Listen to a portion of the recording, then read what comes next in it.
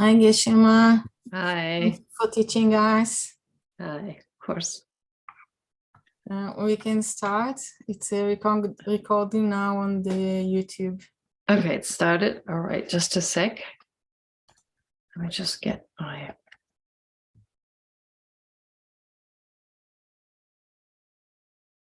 Okay.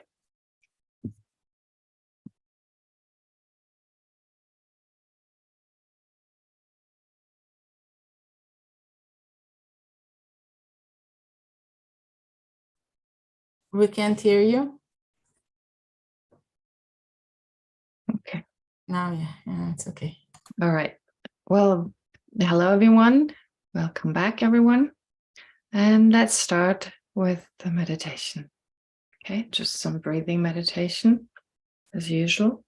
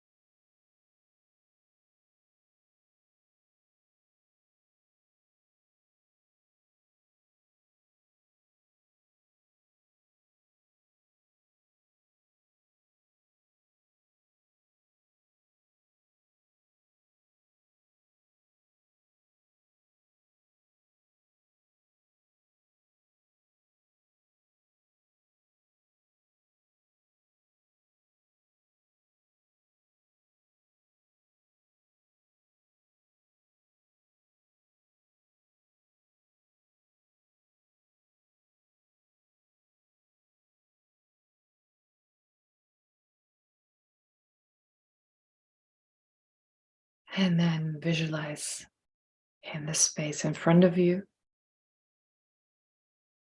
your object of refuge,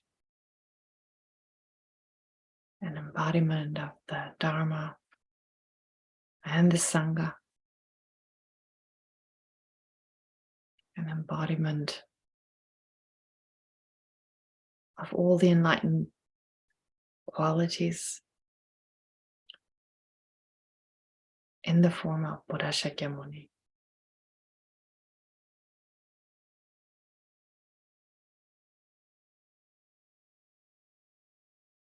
Seated in the full lotus posture.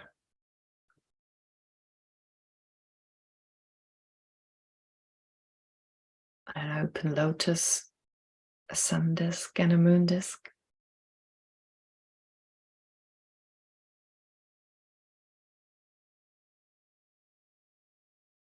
With a body that is made of pure light.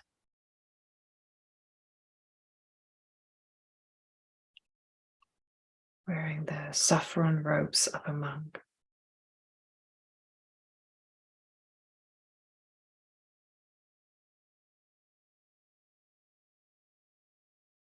His right hand in the earth-touching gesture. And his left hand resting in his lap. In the meditation gesture. Holding a begging bowl.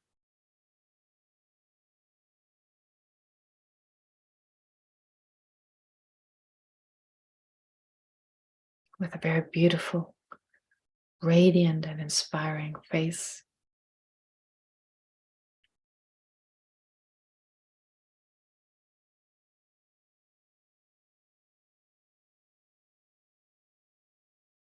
And his smiling and compassionate gaze is directed at you and all other sentient beings.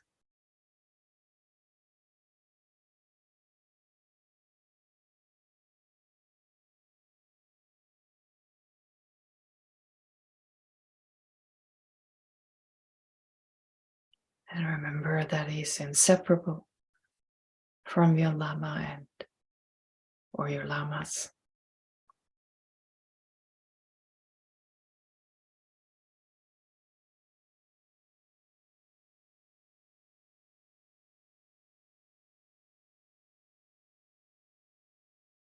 And also visualize that you're surrounded by all sentient beings.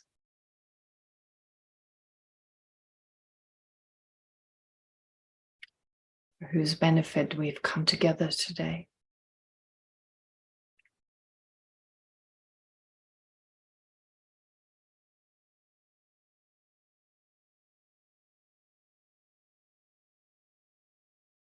And remember, there are more commonalities than differences between us.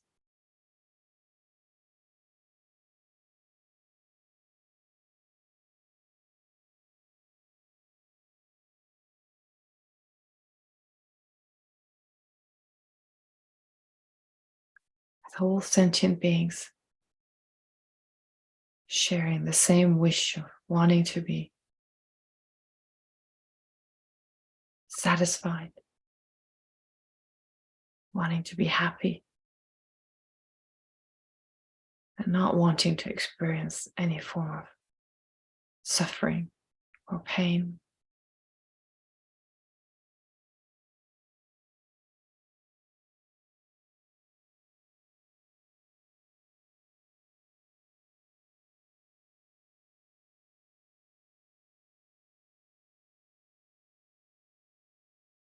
And so, focused on all sentient beings, generate a sincere, affectionate love.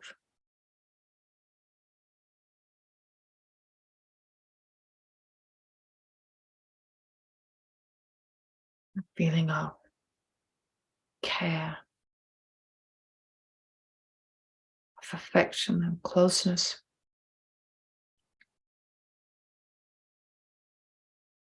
Towards each and every sentient being.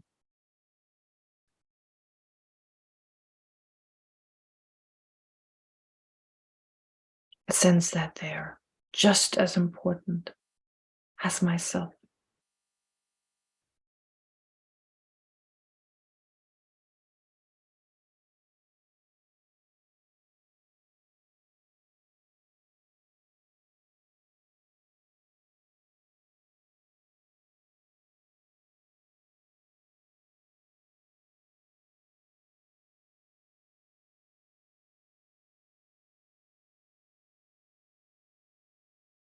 And then focus specifically on all their unwanted experiences in the form of suffering, fear, sadness, physical and mental pain, and so forth. Generate great compassion, the aspiration, the deep wish for all sentient beings to be free from suffering and its causes.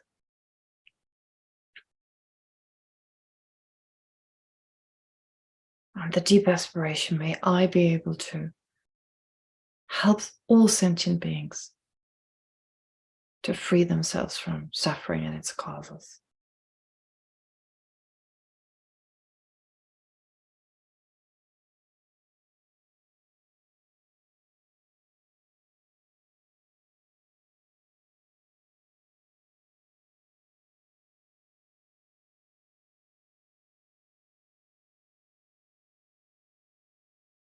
And that aspiration then grows stronger, gives way to the altruistic attitude, a mind that is determined to do whatever is necessary, no matter how long it might take, to help sentient beings to overcome suffering and its causes.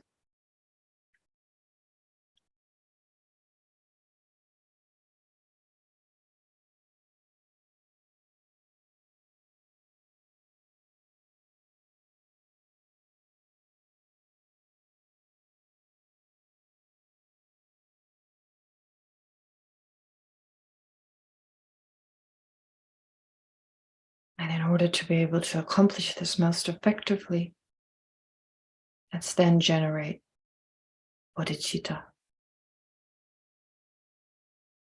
the aspiration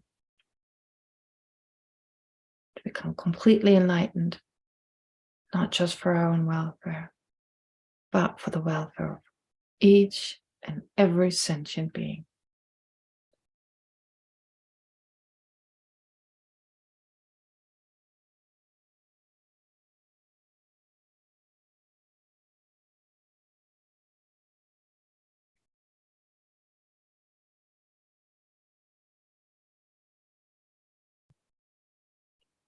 And it's also with a mind of enlightenment, bodhicitta, that we continue for the benefit of sentient beings to study the fundamental wisdom.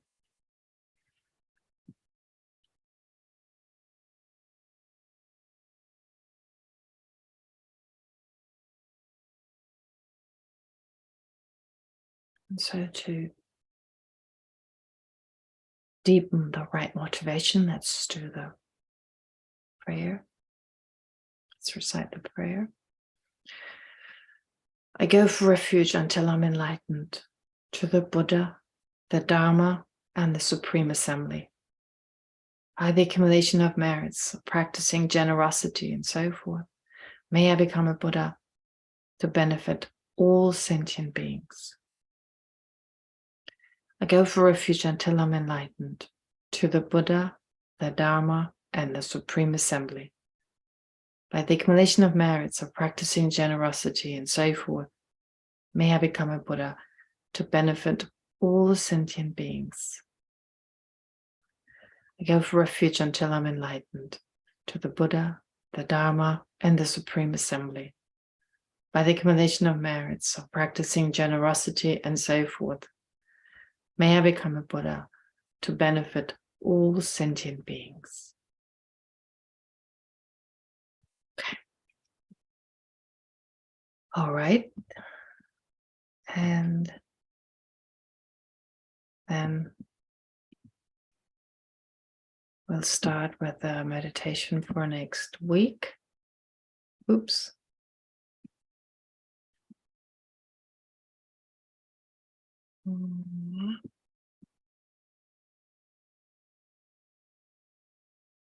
Here we go. Can you see it? No. The overview of the Lam room? No? Now you can see him. Oh, okay. Let me just do it again. What happened?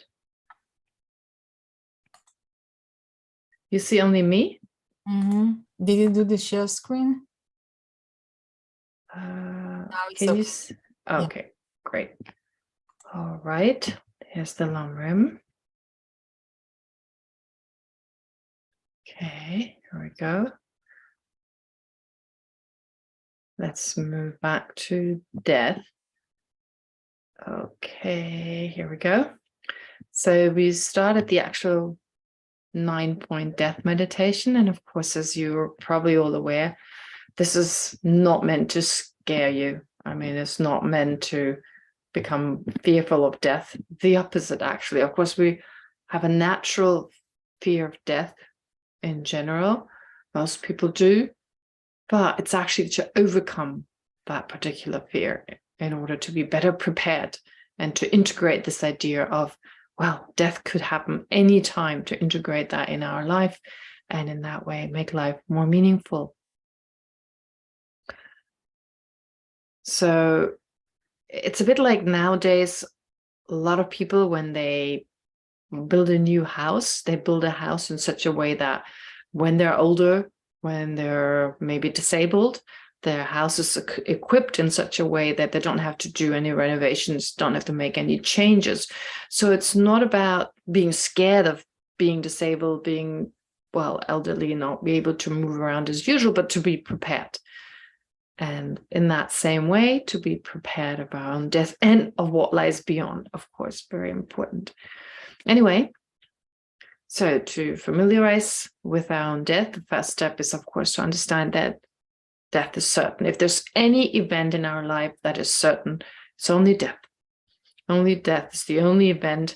I'm not talking about other things such as karma, which may go over many lifetimes. But I'm just talking about, I mean, the cost being accumulated in this life and the result being experienced in the future life. Talking about an event related to this life, only death is certain. Breakfast next morning, not certain, because death could come in between. So to really get a feeling for that, allow yourself to be moved by that. So we covered that last time. Actually, well, the first one is nothing can prevent our actual death. Our lifetime is actually, it's not extended, but rather it's shortened moment by moment. And the third point is often formulated by saying that our life, we don't have much time to practice the Dharma. That in that we have to die. Life is getting shorter every day, and there's little time for Dharma practice. We're so busy with so much else. And so we will die even if we hadn't had time to practice. Of course, in the way the Dharma should become part of our day-to-day life, but how often do we think of it? And the time we dedicate to the Dharma by doing retreats and or meditation on a daily basis, well, that's pretty short in comparison to the rest of our life. I mean, so many other things to do. And of course, ideally, it would be ideally if our whole life become our practice. Yeah, great, but that takes some getting used to. And death helps us to bring the Dharma more effectively into our life. But of course, the time of death is uncertain. Could die anytime, even though the average lifespan may be, I don't know, 70, 80 years. That doesn't mean we don't die immaturely. And of course, as we've heard last time, there are more changes of dying and more chances of dying. There are more conditions that keep us, well, they can kill us. There's more food we could eat that kills us than food that keeps us alive, or other stuff we could eat, which is actually not really food, and drink, and even tiny bacteria. I mean, the tiniest viruses that can just throw us off our feet, make us violently sick, and eventually kill us. And of course, our body is extremely fragile, as we know. It doesn't require much. Like I said, a tiny virus is enough. So this we should go over again as part of this 9-point death meditation. And of course, then when we die, when the time of death has come, our wealth will be of no help. I mean, so much time we spend in our daily life to accumulate, well, more wealth, in the sense we try to make enough money to be able to buy the things we want. There's nothing wrong with it in general, but of course, if it prevents us from practicing, prevents us from preparing ourselves for death, well, then we have a huge problem, because we can't even take a shekel with us. We can't take anything with us, nothing. So unless, well, if on top of that, we live a very unvirtuous life, I mean, we live a life of like stealing from others, then not only are not able to take the stolen money with us, it's actually, we take the imprints with us that are responsible for us having little resources and so forth. Therefore, well, wealth is of no help. Generosity is of help, because that's the only thing we can take with us to our next life. We want to have enough, if we want to be able to sustain ourselves and not worry about money. Well, generosity is important. Can't take anything with us. And even friends and relatives are of no help, which doesn't mean we should not feel close to them and take care of them, but this incredible attachment out of which we often act is just an obstacle, especially at the moment of death. We won't be able to let go, and fear and anxiety and so forth will hinder us, will prevent us from spending the last moments with this body in a peaceful way. And our body's of no help anyway at the time of death, right? So the one thing we hold on to until the last moment, our body, that's, well, kept us going so far, well, that will leave us, will desert us at the moment of death. And so in that way, we should reflect on that. So these are the 9 points again. Once again, let's go over them throughout this week. And so the first 3 points, they should lead to the sense, to the conclusion, if you like, that we should be moved to feel, I must practice the Dharma. I really have to. Think, what else makes any sense? And I should do it now. So the next 3 points, it should inspire us to do it right away and not start tomorrow or next week or whenever I feel like I've got some time. And to practice purely. So to make sure our afflictions don't come in there, but to be sure that with mindfulness that we're sure that what we're doing is pure Dharma practice without bringing all the baggage that usually controls our actions, attachment, aversion, jealousy, competitiveness, and so forth, to make sure that doesn't become part of our practice. Okay, so this is this very highly effective Dharma practice of death. Okay. Now, before I start answering some questions, my apologies, we couldn't have class yesterday. We had this crazy power cut. It only lasted a little bit over an hour, and we still don't know why. But anyway, in the area that I lived, there was a power cut. It wasn't all over. It's like the next town had power. But yeah, anyway, so we had to change because the internet wasn't strong enough. And anyway, I would have sat in the dark. You wouldn't have been able to see me, at least. Okay. Let's answer some questions. Let's go over some questions. Just a second. Mouse is still not working. Oh, there it is. Okay. Now, okay. I got the questions here. There we go. Questions. We still got some questions from last time. The questions I still haven't answered yet. I believe I did. I answered Tao Seti's question. So if I didn't, please Tao Seti, please let me know. And then Jimmy's question as part of the first questions I received. And then all that's left are these questions. And I've got some other ones, but let me just finish these particular ones first.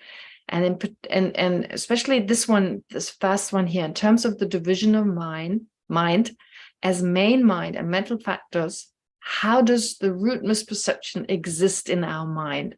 What is its relationship with the main minds and other mental factors? Okay, so someone else, Gunther, he also had that question. And so really what the question comes down to, what is the difference between that root misperception and main minds and mental factors? And well, Gunther also asked, what about ignorance? Ignorance is mentioned a lot more. It depends on which context, but the root ignorance is used a lot in a lot of texts, especially when talking about the 12 links of dependent arising. So yeah, when you study, for instance, the 12 links of dependent arising, first there's ignorance that gives rise to the composition of factor or formative actions, and so forth. So ignorance is mentioned, the root ignorance, that which gives rise to, well, karma, afflictions, and is eventually causes our rebirth. Yes, that's true. In that context, ignorance is mentioned. Mainly, we don't talk much about misconception or misperception, but actually, ignorance is a particular mental factor. As many of you are probably aware, when we talk about a particular consciousness, every consciousness performs many different functions. The most basic function is that it apprehends its object, that it perceives its object. And so that function is described, or the mind from the point of view of that function is described as main mind. But every consciousness, every mind has many other functions. It experiences some feeling, pleasant, unpleasant, or neutral feeling. It has the function to discern phenomena, differentiate between this, that, and the other.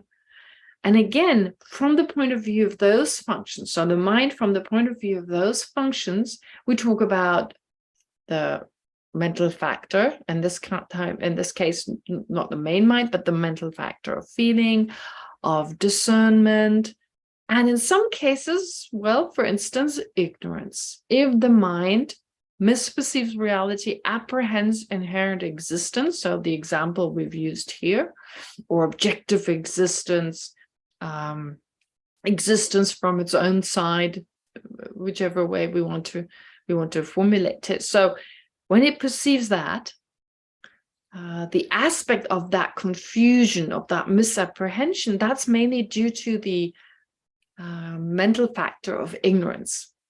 Okay, now that is an ignorance perceiving. So that mental factor is described as ignorance apprehending inherent or objective existence.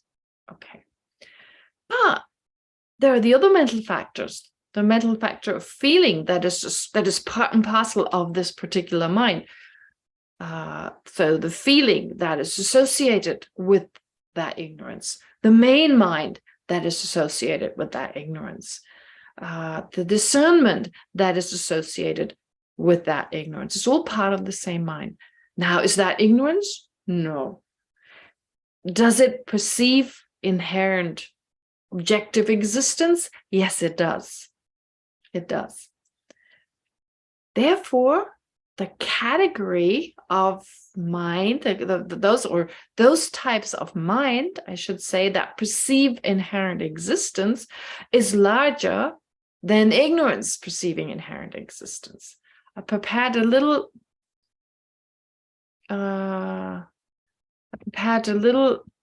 drawing for that, like a Venn diagram. You see here, the root misperception, or the root self-grasping mind. The Tibetan word really is the self-grasping mind, the root self-grasping mind. It's a little awkward to say. So since that word misperception is used a lot, and root misperception, it's obvious what's meant by that, I've chosen that term. It's just a word that's more used in everyday English, more than the self-grasping mind, or the root self-grasping mind. Anyway, that is like, as part of a Venn diagram, that is larger. There are more consciousnesses, mental factors or main mind, that perceive inherent or objective existence versus the root ignorance, which is just one part of that mind, one mental factor. Okay, which is why I wanted to use the larger term. When we talk about the 12 links of dependent arising, then that term is used more frequently. Okay. And then to specify what is a root misperception, but not a root ignorance, or not the root ignorance, the main mind that is associated with the root ignorance. There's also a main mind. So from the point of view of the mind's function of perceiving inherent existence, we call that the main mind. And that main mind is not the root ignorance. It's associated with it. It's inseparably linked with it. But it's not the root ignorance. It's not presented from the point, it's not the mind from the point of view of being ignorant of its object, but it's the mind from the point of view of perceiving its object. It's a little bit complicated, this mind and mental factors kind of explanation. So there's a whole, it's like a whole topic that you study separately. But if you just think of it, of the different functions of the mind described in with these different terms, then it may be a little easier to understand it. Anyway, so the main mind that is associated, that is part and parcel of that mind perceiving inherent existence, that is associated, therefore concomitant with, as it's also sometimes called, with the root ignorance, well, that is not ignorance, but it's the root misperception, is the root self-grasping mind. The same is true for feeling that is associated with the root ignorance. Okay, that is concomitant with or associated, that is part and parcel of that misperception. It is a root misperception, but it's not the root ignorance. So in that way, the whole mind, with all its different functions, with all the different mental factors, plus the main function, the main mind, it's all called root misperception, but not all called root ignorance. And in order to be specific enough to be, very specific, to not be too narrow. I mean, not just to talk about the mental factor of root ignorance of the ignorance. I've used another term to include all the mistaken, all the wrong aspects of this mind, or the whole mind, basically. Okay, I hope that answered that question. Just a sec. And then the next question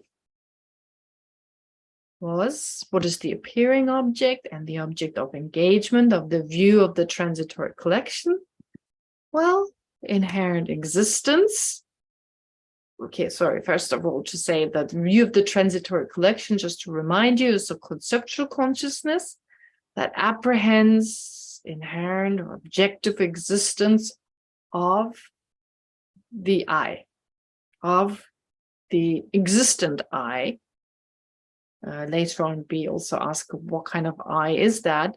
But as I explained in the text, I said a misperception, and the view of the transitory collection is a form of a misperception, or any root misperception, I should say. Any root misperception, and the view of the transitory collection is a root misperception, always perceives the inherent existence of something that exists. So by implication, the I, the self, the I that is perceived to exist inherently by that mind must exist. It's the merely labeled, the mere I, the merely labeled I. So that is perceived to exist in and of itself inherently, and so forth. So what is the appearing object? It's the inherent existence of this I. It's the inherent existence, it's the inherent existence itself, or the inherent existence of this I. That is the appearing object, and also the object of engagement. Now, it also has an appearing object. This particular mind has an object of appearance, or an appearing object that is not the apprehended object or the object of engagement of that mind, which is all the meaning generality of that conceptual consciousness. So for those of you who studied about conceptual mind versus a direct mind, you will know what I talk about. But if you don't understand, never mind. So in other words, of the view of the transitory collection, what is the appearing object? Inherent existence of the existent I, of the self, and the meaning generality, the meaning generality, or the generic image of the inherent existence of the I. What is the object of engagement? It's the same as the apprehended object, as I said last time. That's the inherent existence, its inherent existence, and the inherent existence of the I, those two, not the generic image. Okay, so except for the generality or generic image that I mentioned, I think everything else is clear for most of you.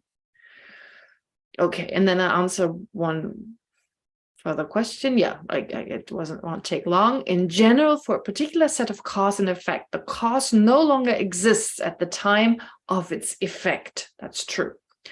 If the root misperception is the cause of a moment of self-cherishing and then anger, the root misperception technically should no longer exist, but that is obviously not the case. How should I think about this? Okay, think about it this way. We say, for instance, that fire is the cause of smoke. So in general, we say fire is the cause of smoke. So first you have fire, and then you have smoke. But of course, there's fire that continues on for some time, and we can see there's fire and there's smoke. So what's going on? Well, here, this is an example of fire lasting for a longer period of time. So the first moment of this fire is, in fact, the cause of the first moment of smoke, which is why when the smoke arises, that first moment of fire that caused that first moment of smoke is gone. When does that first moment of smoke arise? When does that come into existence? During the second moment of the fire. During the second moment of the fire, you have the first moment of smoke. During the second moment of the fire, is that second moment the cause of the first moment of the smoke? No, it isn't. So they exist at the same time. What is the second moment of the fire? What is the cause of? It is the cause of the second moment of the fire, which exists a moment later, simultaneously with the third moment of the fire. You see? So in that way, fire causes smoke, yes. But in each moment when you have fire, right, and you still have smoke, it's a different type of fire. It's not the initial fire that caused the smoke that arises later on. It's a later moment of fire. And the first moment of fire that initially caused the smoke, that's gone. It doesn't exist simultaneously with the first moment of smoke. And the same is true for any moment of any moment of the root misperception. There's a moment of a root misperception that arises, let's say early in the morning, and that then gives rise to self-cherishing. Doesn't have to be there very long, just a short moment. It gives rise to self-cherishing. When the self-cherishing is there, that previous moment of the root misperception is gone. At that time, there may be another moment, a new moment arises. But that new moment that arises, let's say, simultaneously with the self-cherishing, is not the cause of that particular self-cherishing that it exists at the same time of. No, it's the cause of a later self-cherishing. In that way, when we say the root misperception is the cause of self-cherishing, we're saying in general. But we're not saying when the root misperception arises, well, if then it gives rise to self-cherishing, it's gone. No, it continues to arise, but just different moments of it. They're not identical, those different moments. Okay? They're different moments in time. Okay. And the last question, it is said that viewing the duality of I and others is a misconception. I understand that I and others are not inherently existent and not inherently different. Are they not still dependently different? And the answer is yes, they're conventionally or dependently different. Okay, great. Those are all the questions that I still had from last time. And then I got a whole new batch of questions. And those I'll answer next time. Okay, so here they are. Next question I'll answer will be Jimmy's question, because I answered a lot of B's. And then there's, oh yeah, and then we'll continue with B's question. All right, great. So we're done with those. And then we can continue with the text. You've got the new material, but you don't have this. I forgot to give you this, this particular explanation of substantial causes and cooperative conditions. It's kind of the funny garden I found. Anyway, I'll send that to you. I'll probably use it today if we get there. But let's go back to the text. Oh, and one more thing before we actually start. I made a mistake last time, and I didn't realize until class was over. I misspoke. I said something that is wrong. I said to you that the root misperception that, for instance, apprehends the I, the self, to exist inherently and objectively, that particular mind, to that mind, the existent I doesn't appear. But that if you have, for instance, a conceptual consciousness perceiving the permanence of a vase, A vase, of course, is impermanent, but if by mistake, if mistakenly you perceive a permanent vase, that the vase may appear. But that's not true. I made a mistake. I mixed it up with the vase that is with the impermanent vase that is perceived. When you perceive an impermanent vase, the vase appears. So it's different. I mixed it up.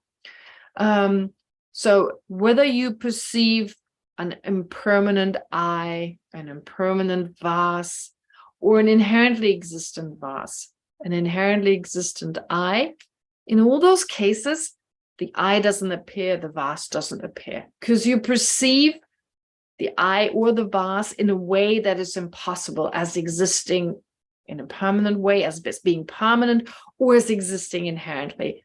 In either cases, the basis for perceiving permanence, the basis for perceiving inherent existence doesn't appear. So in this case, in the case of the example, the vase or the eye don't appear. Now, there is some debate about a particular wrong mind, for instance, a sense consciousness, when you perceive, for instance, two moons. There's some debate on that. You know, you squeeze your eye in such a way that when you look at the moon, two moons appear.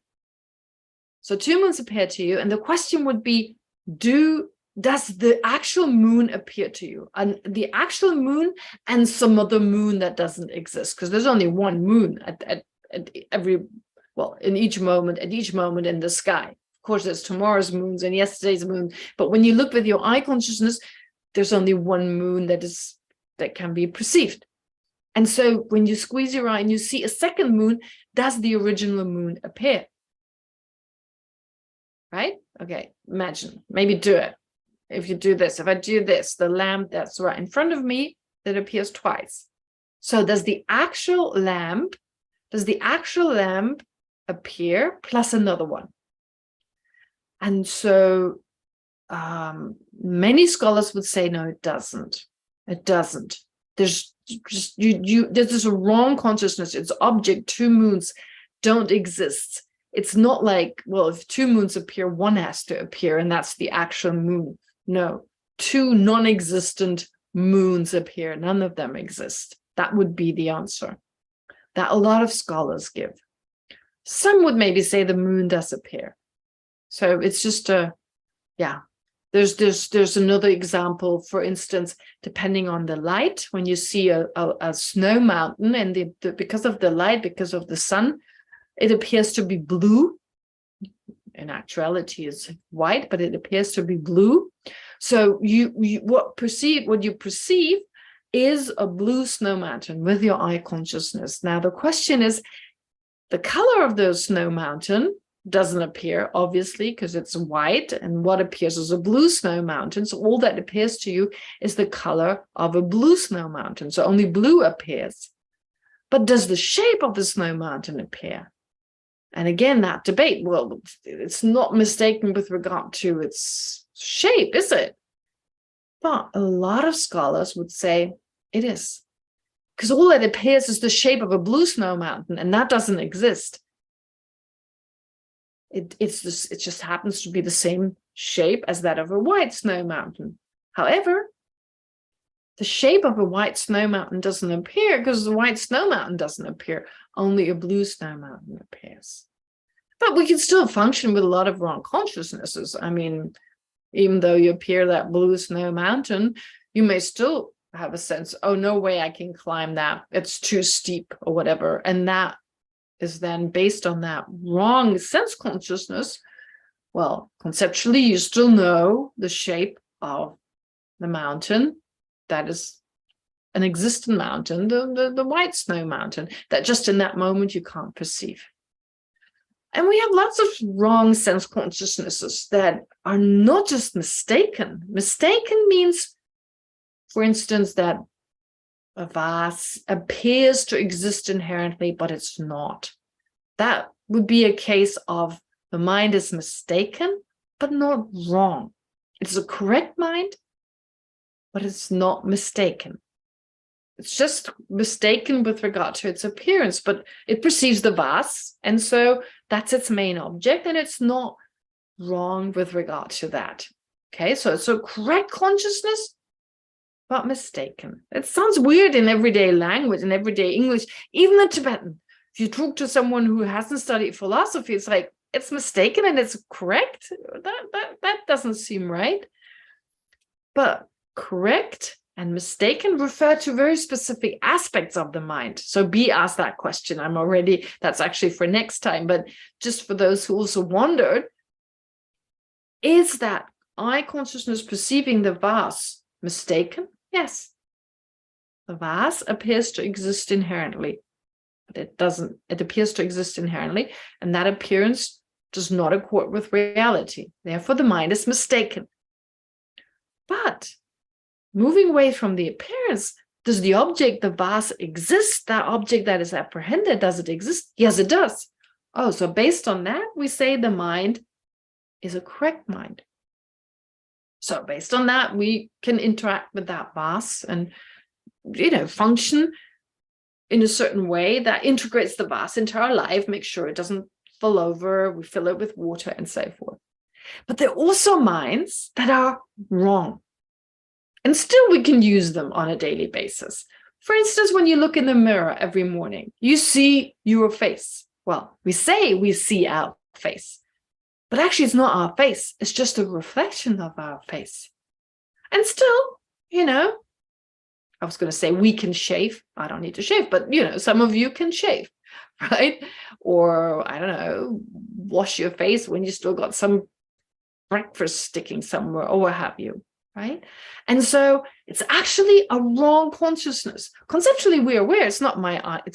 We know, right? Our conceptual mind knows this is a wrong consciousness. I mean, this is not me, but it's actually the eye consciousness in that moment is a wrong consciousness. So it's still helpful, right? I mean, otherwise we wouldn't have mirrors in our bathrooms. Okay, so that was a long explanation, but I hope it helps a little bit, because what I've started to do is to explain some of these ideas, of course, from the point of view of the minds that perceive them, to also point at that close relationship between objects and the minds that perceive them.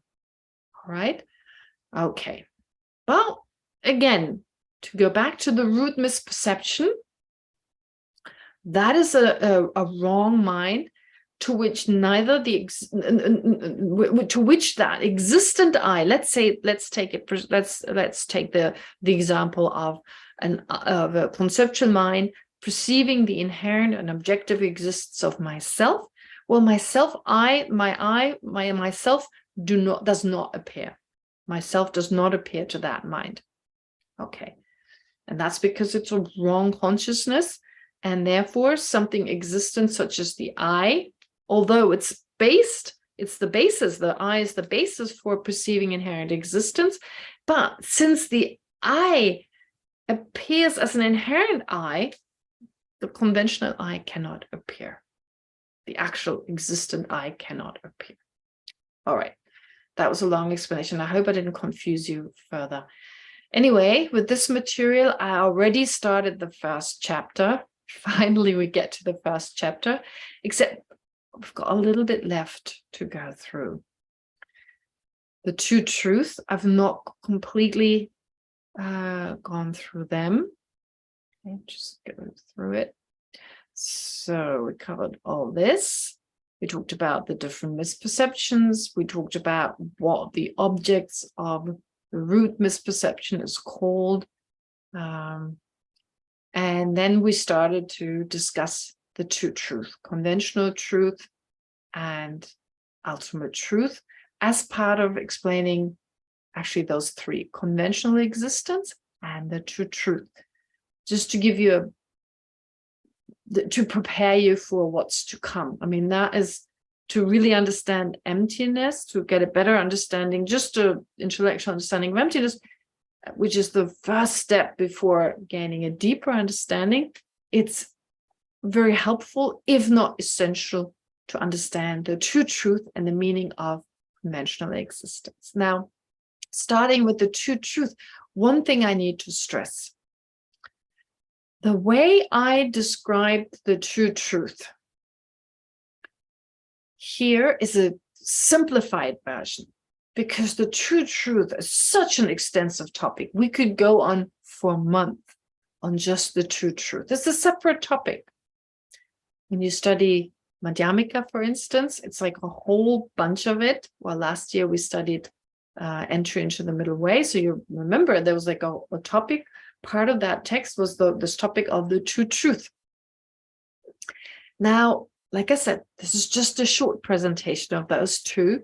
And I wanted to point at the fact that the true truth exists simultaneously, exists even based on the same phenomenon. So we can talk about the vase as being a conventional truth, and then inseparably linked to that vase, the ultimate truth, the emptiness of the vase. And for many of us, that is difficult to bring the two together and make sense of them. To, on one hand, say, yes, the vase doesn't exist inherently. It's not findable, but it still exists. It's a conventional truth. And to really understand that and not to fall into the extreme of nihilism in the sense that having a sense that it doesn't exist at all because it lacks inherent existence. So to understand that, it's good to understand the true truth based on the minds that apprehend them. Because there are two different minds that do not contradict each other. They work on a different basis. They work in a slightly different way. Okay, so for instance, to give you a simple example, my eye consciousness perceives shapes and colors. My ear consciousness doesn't, but it perceives sounds, which my eye consciousness doesn't perceive. So only because my eye consciousness doesn't perceive sounds doesn't mean sounds don't exist. Likewise, only because my ear consciousness doesn't perceive shape and color doesn't mean they don't exist. They're just not, they don't fall within the domain of perception, right, of each other. So whatever the eye consciousness, whatever is the sphere of the object or the domain of perception of the eye consciousness is not that of the ear consciousness. And still we say sounds exists and shapes and colors exist. There's no contradiction, but they're perceived by different minds. So you perceive one particular aspect when you perceive the shape and color of a vase, for instance, or a car or what have you, and you perceive a different aspect of that same object. Let's take a car, but you perceive the sound of it. Well, it's a different mind that does that. Similarly, with the true truth, they don't exclude each other. I mean, there's nothing that is both truth. So they're contradictory in the sense that there's no phenomenon that is both a conventional truth and an ultimate truth. That is not possible. But they don't exclude each other in that one particular phenomenon contains both. A vase is a conventional truth and it has an ultimate truth. And those two truths are inseparably linked. You couldn't have the emptiness of the vase without the conventional truth that is the vase. And you couldn't have the conventional truth that is a vase without its emptiness. So they're inseparably linked. And however contradictory it seems that they both exist, no, we need to understand the minds, the consciousnesses that perceive them. They operate differently and both make sense. Okay, so without analyzing how does the vase exist, but just accepting its appearance based, of course, on the conventions and, that we operate, or based on which we operate, our mind operates, then we can say there's the conventional truth of us. But when we start analyzing what makes the vase a vase, we engage in that basically zoom into like the vase, like what is it? Where does it start? Where does it end? Which atom is still part of the vase and which one isn't? When was the exact moment it came into existence? That exact first moment, right? That you can divide up further and further and further. And then which part is the main part, or what is the vase within the vase? Why is it a vase? And so forth. When we start analyzing that, the vase starts to disappear. And that non-findability, that is called its emptiness.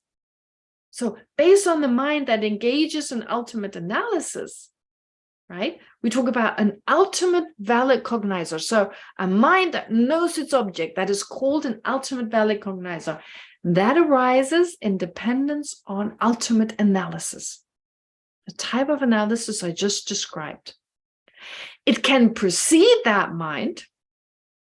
That's how I described it here. First, you analyze, and then you come to know that the vase as something concrete and intrinsic, the way it appears to us, doesn't exist.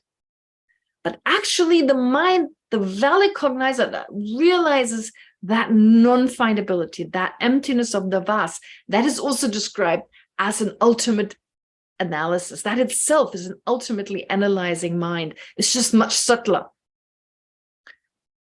even though it just realizes the emptiness. So in general terms, in everyday kind of language, we would say it's not analyzing, it's just focusing on the emptiness of the object.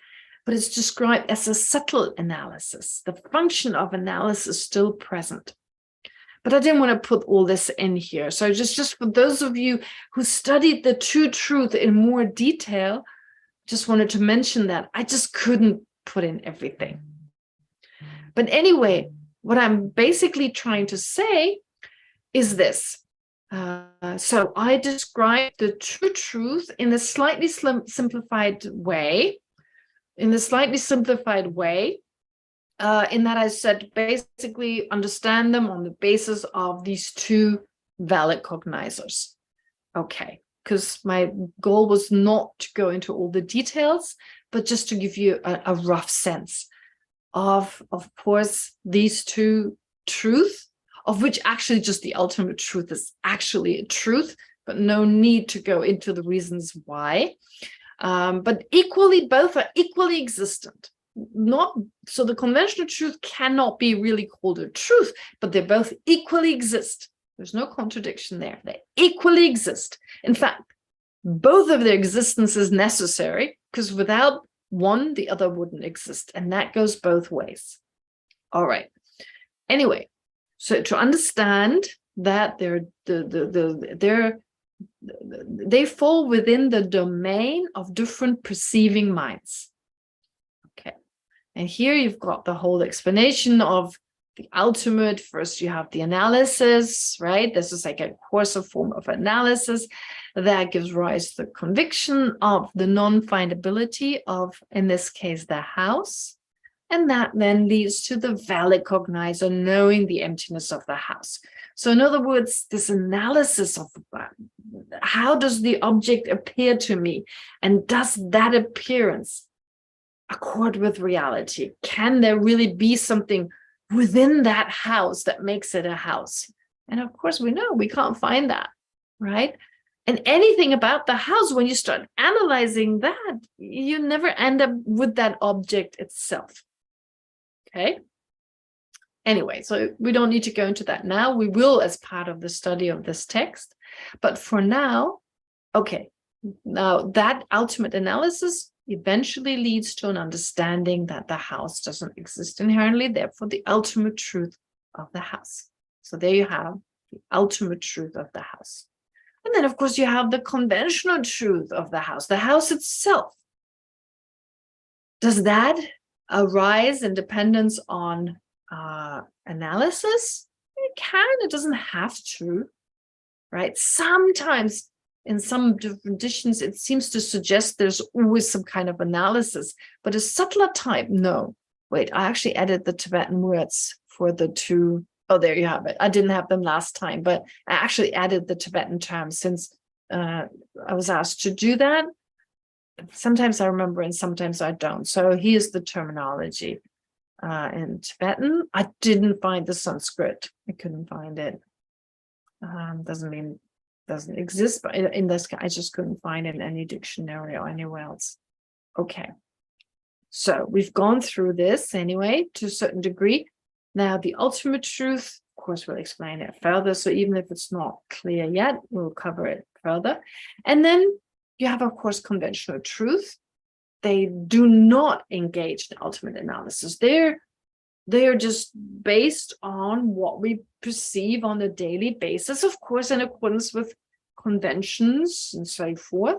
However, yeah, so they operate on a conventional level, and they can arise on the basis of analysis. I gave the example of the shape of the earth, but they don't have to, right? Our sense consciousnesses that know their objects, that realize shape and color, a certain sound, that incontrovertibly know these, well, they're also conventional valid cognizers, but there's no obvious analysis taking place. Okay, as in like the coarse type of analysis that we ordinarily think of. Okay. But very important, as we mentioned before, and I think this is where we got to last time, conventional truth is not synonymous with conventional existence. They're not equivalent, because not all phenomena, not everything that exists is a conventional truth, but all phenomena exist conventionally. So an ultimate truth, such as the emptiness of a house, for instance, is not a conventional truth, but it exists conventionally. Yeah, so it's important not to confuse the terminology here, and to just get used to it. I hope I didn't jump anything, but I think that's pretty easy anyway here. So first, well, conventional valid cognizers, they exist in the continuum of all sentient beings. Humans, animals, ordinary beings, even arhats, even those who have overcome the misapprehension of reality. So they have ultimate valid cognizers in their mind, but they also have conventional valid cognizers in their mental continuum, not in their mind, but in their mental continuum. So they have both. They're just different minds working within a different sphere of object. Okay, and just to remind you, here's this little chart. What do you call it? Chart, yeah. Well, like a conventionally existent, synonymous with existent, and then you have ultimate truth, you have conventional truth, and here this very simplified version, which simplified doesn't mean wrong, but usually the definitions are a little bit longer and slightly more difficult. I mean, there are many different definitions which don't necessarily, they're actually not contradictory, but different ways to formulate them. And sometimes they're formulated in a very complicated way, in particular in the texts that you study when you also debate, right? And when you study, even if you don't debate, but when you study with a Geshe, if you study with a Lama, they're usually trained, in many cases, they're trained in the debate. They study those texts and they give you the definitions they're familiar with, and oftentimes they're long and complicated. Why are they? Well, because then we have more to debate. There's a very simple definition, then we don't debate as much. If it's complicated and it may seem contradictory with contradict something else. In fact, if the different texts that the different colleges, Jabong Loseling College, Jabong Goman College, Gandin Shatse, Gandin Changse College, Sarah J College, Sarah Maid College, if they're slightly different, then when the monks get together from the different colleges, they have always something to debate because the different definitions are slightly different. And, one college sees a contradiction to whatever. So there's always more stuff to debate on. And therefore, sometimes things are formulated in a way that is purposely more complicated, but it gives food for thought, basically. All right. But that's not what I'm aiming to do here, because we just wanted to kind of go relatively smoothly through this explanation of the true truth. Now, very important is now the three criteria. Conventional existence is also understood in dependence on conventional and ultimate cognizers, but in a different way than the true truth, differently. So we still need those two minds, they're helpful, but in a different ways. So the scriptures describe three criteria of conventional existence. And whatever exists conventionally or in general, because those two are synonymous or equivalent, whatever exists must satisfy the three criteria. And whatever meets these criteria necessarily exists or necessarily exists conventionally. All three. Just one is not enough. Okay. And anything that does not satisfy all three, those three criteria, does not exist at all. Okay. So what are the three criteria? It is known to a conventional consciousness. I had known by last time, but in the text, in the Lamrim Shema, for instance, it is put that way. It's known to. In not all the texts, in the commentary by Geshe, it says, for instance, by, but known to, a little closer to the Tibetan, because it's really renowned to, which is odd. In English, it just doesn't sound right. I had it first, and it wasn't right. And then it is not contradicted by a conventional valid cognizer. And it is not contradicted by correct analysis of suchness or an ultimate valid cognizer, because it's put in a different way, but you can also put what's in brackets. So since we've been talking about valid cognizers anyway, the two types, it is fitting to speak about not being contradicted by an ultimate valid cognizer. Just, yeah, since it's not wrong to say so. Anyway, the first criterion for a phenomenon to be conventionally existent is that it is known to or conceived by a conventional consciousness. A conventional consciousness, like a conventional valid cognizer, there's a difference here. You see, here, I was going to point, here it says valid cognizer, here it says consciousness. So there's a difference. But both have in common that it's a mind in the mental continuum of all sentient beings that does not arise in dependence on ultimate analysis. So a conventional consciousness can arise in anyone's mental continuum, all sentient beings, but it does not arise in dependence on ultimate analysis. However, in contrast to conventional valid cognizers, conventional consciousness don't necessarily realizes its main object. So conventional consciousnesses don't have to realize their objects. In fact, conventional consciousnesses are the larger category, right? Like a Venn diagram, it would be the outer circle. Those are conventional consciousnesses. And one category of conventional consciousnesses are conventional valid cognizers. But there are also conventional consciousnesses that don't know their objects. There are conventional consciousnesses that are wrong consciousnesses. Their objects don't exist. And they're still called conventional consciousnesses because they don't arise in dependence on ultimate analysis. Okay. Anyway, so in contrast to conventional valid cognizer, and the criterion, of course, is to be known just by a conventional consciousness. Conventional consciousnesses don't necessarily realize their main objects because all minds that do not arise in dependence on ultimate analysis are conventional minds. It can be debated, but we're not doing that here. So in general, yes, that makes sense.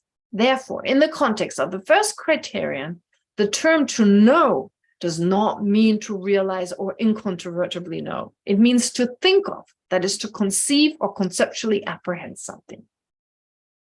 Okay? This implies that the first criterion includes not only everything that exists, but also things that are commonly accepted without necessarily being in accordance with reality. Because a conventional consciousness can take anything to mind, even if it doesn't exist. Okay? All right. So, in other words, the first criterion, it can be taken to mind. Okay? And that includes really anything, existent or not existent. So it's like, do I need the first criterion? Yeah, it's helpful to know, can be taken to mind. Anything that can be taken to mind.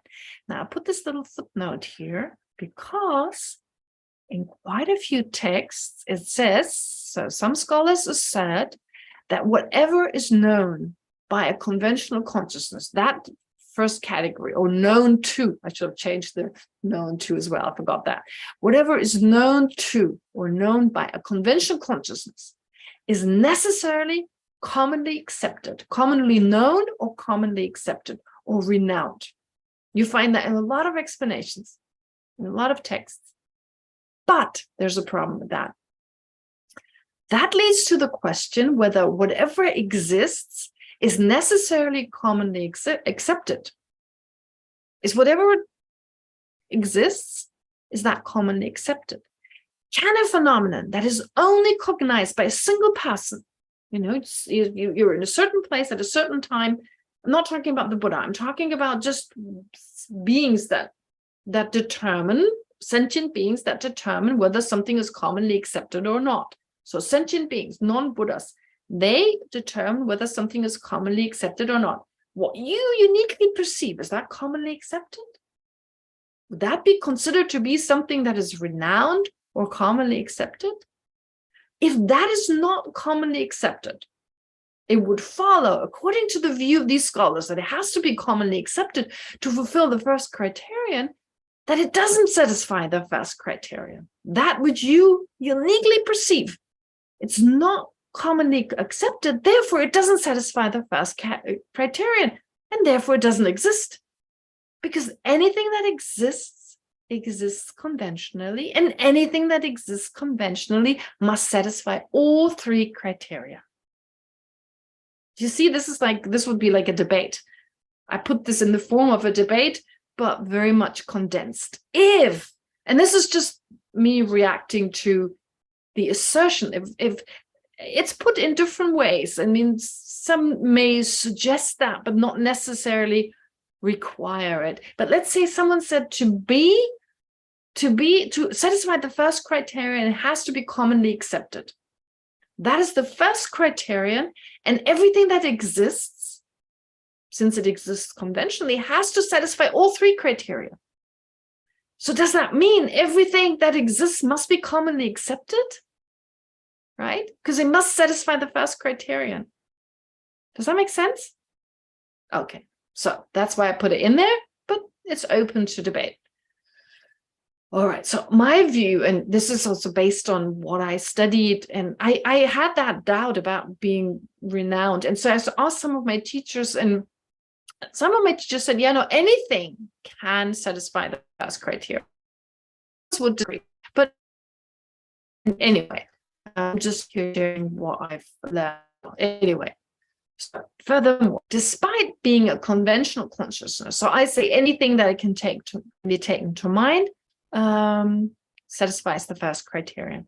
Furthermore, despite being a conventional consciousness, this mind can also take to mind ultimate truth without first engaging in ultimate analysis. Because when ordinary people hear a teaching on emptiness, they can take emptiness as. But of course, this is not sufficient to produce an incontrovertible understanding of emptiness, which requires ultimate analysis, but it's enough to make it an object of our thoughts, right? Okay, so you can still, of course, the question that Jimmy may ask in this context, he may ask, well, what about these great practitioners of other traditions that don't follow the Tibetan way of ultimate analysis? Can they still realize emptiness? The answer is yes, of course. It doesn't have to be the Tibetan way of describing it, right? Our mind naturally analyzes all the time. It naturally, what did they just say to me? Why did this guy look at me in that way? That is just not okay, right? Even before we get angry, we analyze the situation, whether correctly or not. That is a different matter. But our mind has a natural tendency to analyze. And so when you engage in mindfulness meditation, watching the breath, watching the eye, and so forth, it's possible that when you arise from that, without having analyzed actually during the meditation, but in the post-meditative state, the mind analyzes, it engages in ultimate analysis. And as a result of that, well, during the next session, you realize emptiness. Okay. The point is just that you engage in some form of, is it this, is it that, where's the I? And once you don't get that, you get to the unfindability of the I, you realize emptiness. And like I said, analysis, our mind does that naturally all the time. It's just a particular type of analysis that, again, our mind can totally engage into. But without that, just hearing, yeah, kind of makes sense. That would be an example of a convention. But why I'm saying this here, that a conventional consciousness can take to mind anything, even emptiness, anything, right? So please note that although anything that is conventionally existent satisfies the first criterion, not everything that first satisfies the first criterion necessarily exists conventionally. Therefore, the second and third criteria are needed since they preclude anything that is non-existent. So that's why the first is just pointing out, okay, the first one, you need that, but now you need to filter out. Now you need to kick out anything that doesn't exist. And for that, you need the second and the third criterion. One is not enough. Okay, because you need to kick out, you need to preclude, you need to eliminate inherent existence, right? For that, you need a particular mind. And you need to preclude or eliminate anything that is not inherent existent, but still doesn't exist. That's why you need the two types of mind. Okay, all right. I want to do some meditation, so I'll leave it at that. So you see, we have to go through this next time, and we can easily finish it before we finally get to the first chapter. So we'll start with the first chapter. But actually, what I want to do is start a new file once we get here. So for now, it's all in this file, but it's getting too large. With all the illustrations, it's getting too large, which is why once we get to this, I'll start a new file and delete this. And so you have the old file, and you have, in a new file, you have this material, but we're not there yet. Okay. So anyway. I hope it wasn't too much today. We did cover quite a few things. I keep watching. Some of you I can see, and if you nod a little bit, I'll move on. But of course, that doesn't mean everyone else has understood what I said. But yeah, just to summarize briefly, I talked about the true truth again and pointed out that this is a simplified way of describing the true truth based on the two different minds perceiving them. And then, of course, as I said, it's important to differentiate between conventionally existent versus conventional truth, because conventionally existent includes both conventional and ultimate truth. And conventionally existent and existent being simultaneous, being synonymous or being equivalent, well, therefore, whatever exists conventionally has to satisfy three criteria, of which the first one being known to a conventional consciousness. And anything can be known to a conventional consciousness. Anything can be taken to mind to a conventional consciousness that does not engage in ultimate analysis. Even emptiness. Just roughly taking it to mind, getting some sense of what it's all about, without that being sufficient, of course, to then actually incontrovertibly know emptiness. For that, you need ultimate analysis, you need an ultimate valid cognizer. But just to take it to mind, that is sufficient. Okay, there is a debate there. Okay, some would say, is what you take to mind actual emptiness or not? But let's not go into this. I've actually just quoted Geshe Sopa in his commentary on the Lamrim Chamo. He mentions, for instance, emptiness. So this is not just Geshe Sopa who says, so many other are saying the same thing and are actually saying you can be totally off with emptiness, but you can actually get it right to a certain degree that you just have a coarse kind of understanding and not a realization. Anyway, anything can be debated, so no surprises there. Great. Then it's time to stop class and instead have some analytical meditation. to, well, hopefully internalize what we've just gone through on an intellectual level. So before we do that, let's do some breathing meditation, as we always do, just to let go of any disruptive thoughts and be fully focused on what is to come.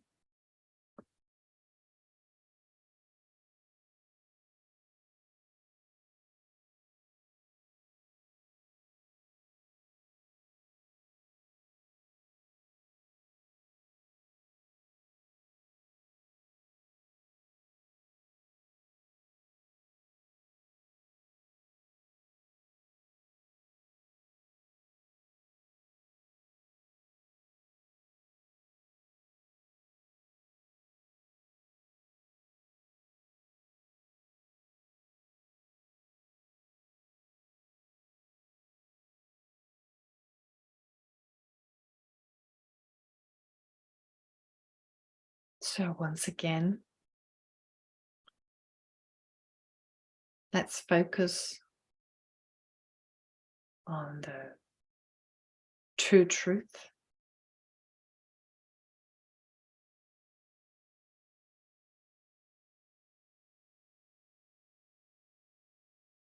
Taking, for example, our own self.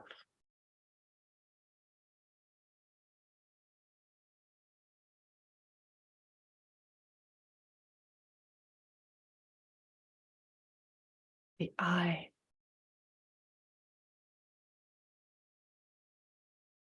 That is designated or labeled on the basis of our mind and body.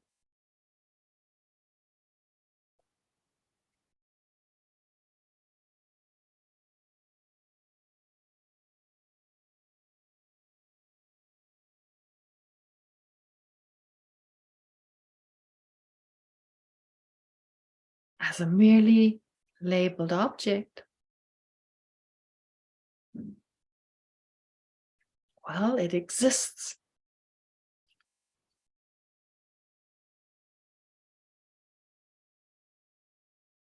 It is not wrongly labeled.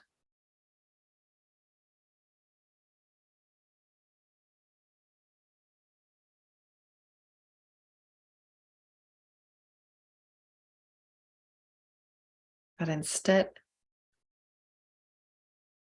designated on a valid basis of designation, our mind and body.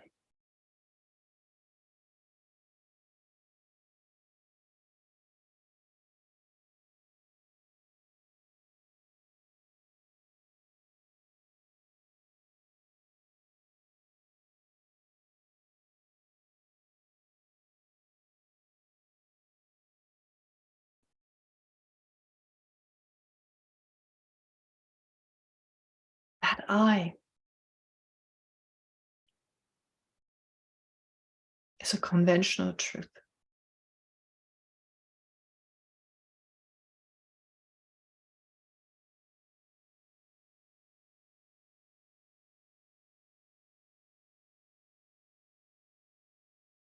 It is known by a conventional valid cognizer.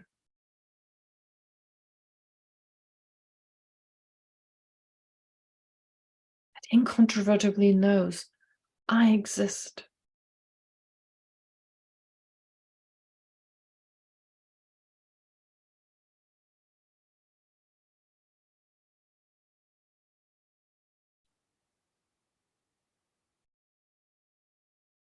That remembers I had breakfast this morning.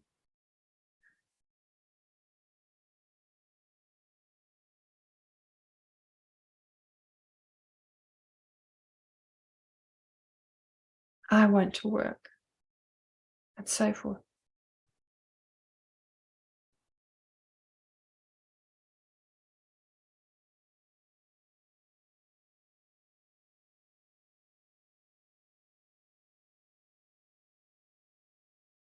I know that I exist.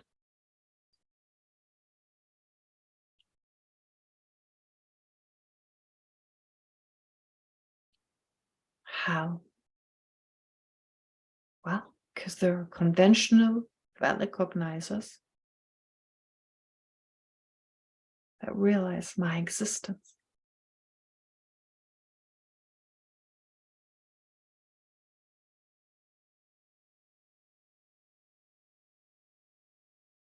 My conventional existence.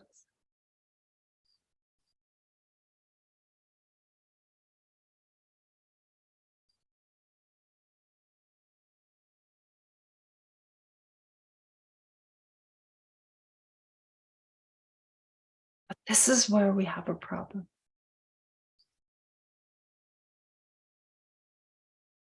Because even though I know I exist, even to that mind, the I appears to exist inherently.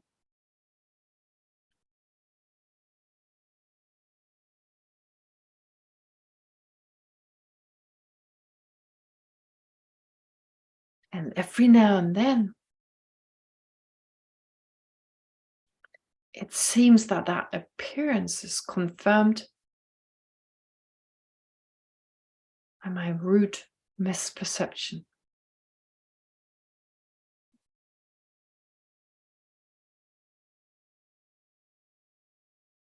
It doesn't apprehend conventional I.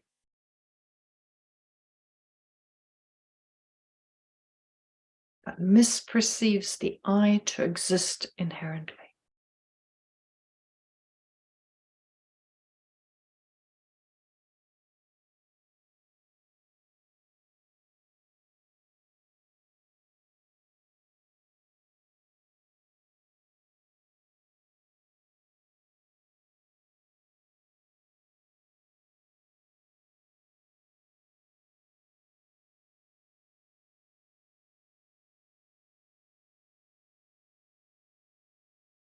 Now, if I were to start to analyze that appearance of the I existing in and of itself, objectively,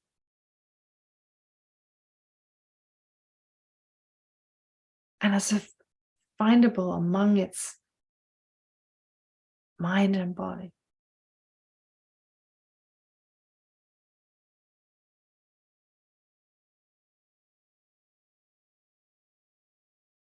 I start to analyze that and engage in ultimate analysis.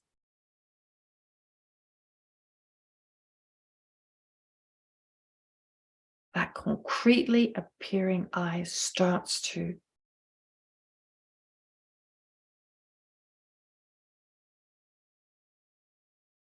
appear less and less concretely.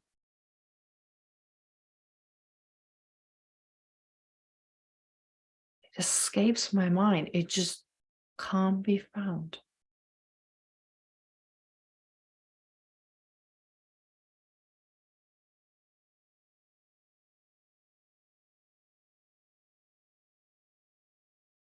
It is as if it escapes my consciousness.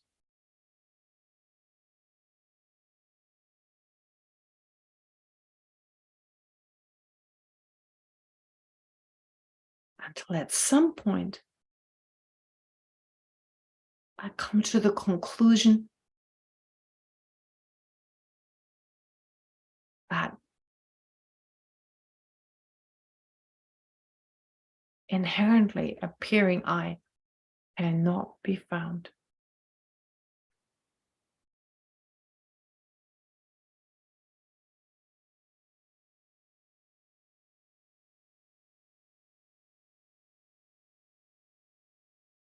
With that non-findability of the I have found the emptiness of the I.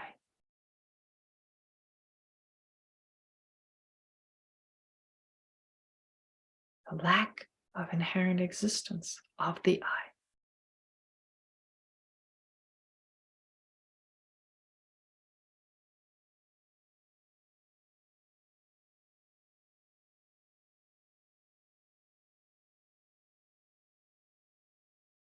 just the eyes, the self's ultimate truth.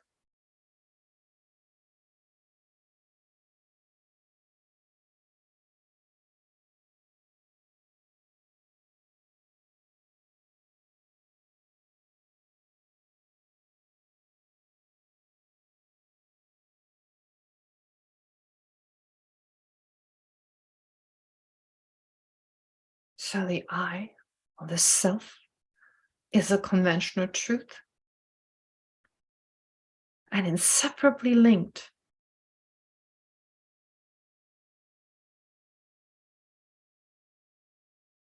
to its lack of inherent or objective existence, and therefore inseparably linked to its ultimate truth.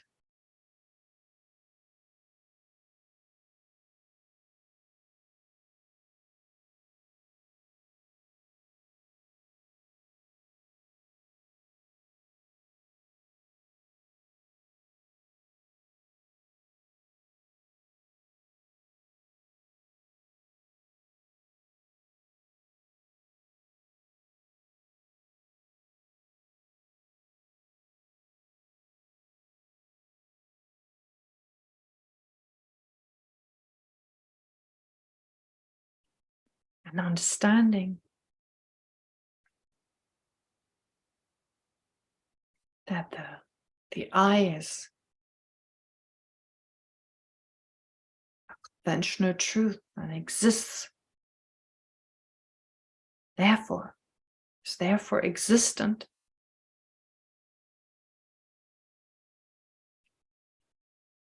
while at the same time having an ultimate truth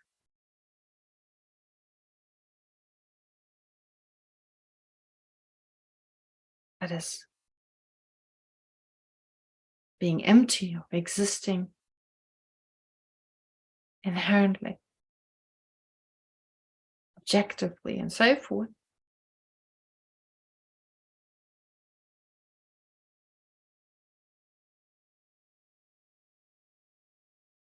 enables me to find the middle way.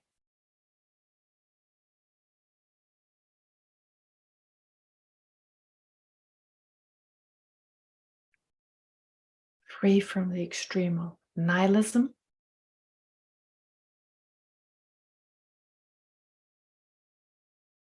that is the wrong view that the I is totally non-existent,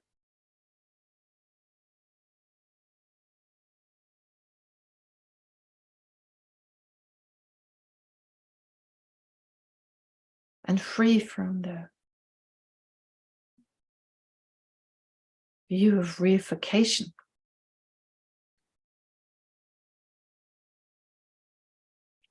that is the wrong view, perceiving the I to exist inherently, objectively, or in and of itself.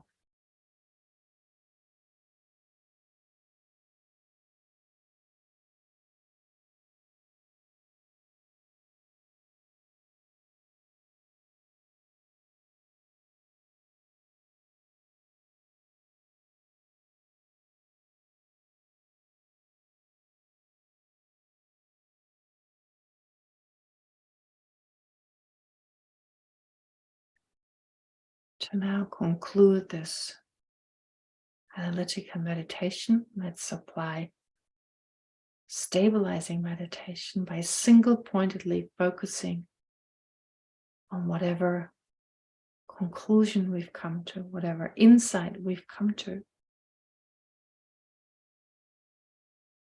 further internalize that insight and allow ourselves to be moved by it on an emotional level.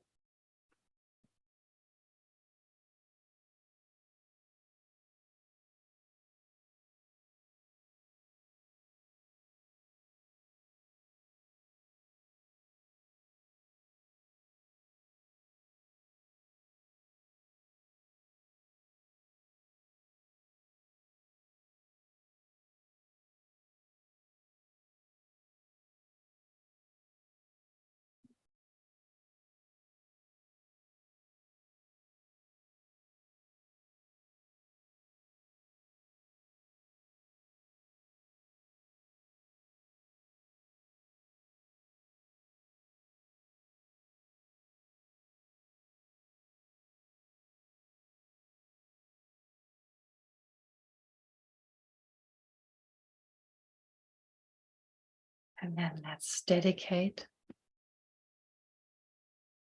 a virtue we accumulated together,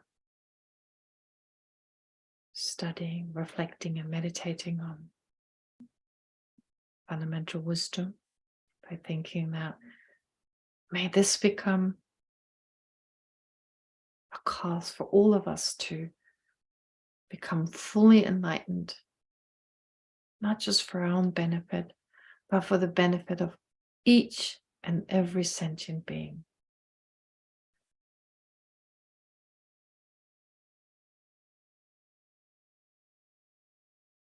And until we become enlightened, until we reach the state of a Buddha, may we be guided by our precious lamas like His Holiness the Dalai Lama and all the other great masters, and may therefore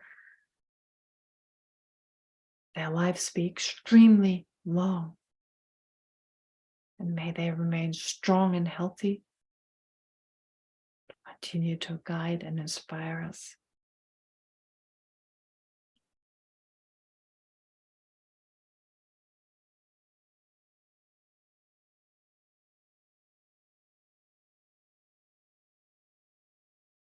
And may our virtue also help all those around us, all ordinary beings. Help those who are sick, like Geshe, Tali Lumen, and everyone else suffering from physical or mental illness. And in particular, may it relieve those who feel lonely, who suffer from loneliness, to overcome that very painful emotion, generate a sense of connectedness and of feeling loved by other sentient beings.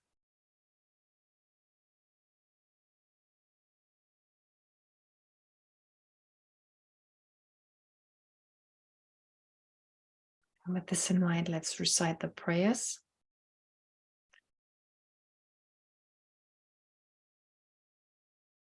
Through the merits of these virtuous actions, may I quickly attain the state of a Guru Buddha and lead all living beings without exception into that enlightened state. In the land encircled by snow mountains, you are the source of all happiness and good. All-powerful Chenrezig Tenzin Gyatso, please remain until samsara ends.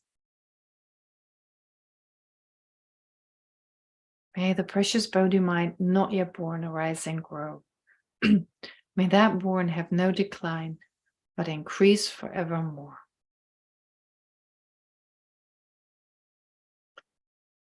Okay. Thank you very much. Have a lovely week and see you again next week. Next week on Monday. Okay. All right. Bye. Thank you Thank very much. you, everyone.